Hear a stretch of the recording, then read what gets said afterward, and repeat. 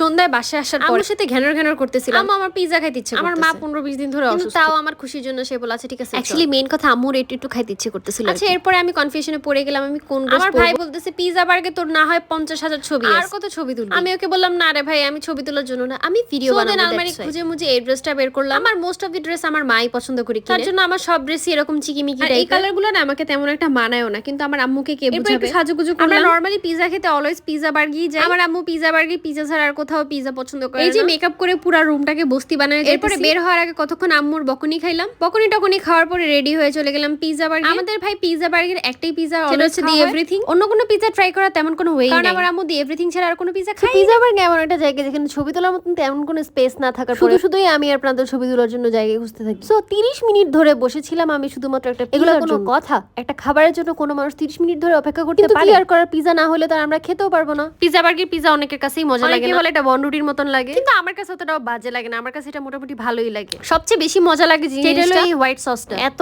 মজা ভাই। আমি বলতেছিলাম আমি বাসার জন্য এখান থেকে নিয়ে যাব। চুপ থাক ছোট লোক। এদিকে আমার ভাইয়ের অবস্থা দেখো, একটা স্লাইসকে পুরো সস দিয়ে কি রকম বানায়। এই ছিল আমাদের অল ওভার পিজা খাওয়ার blog. Thank you for watching. If you like my videos do follow my page.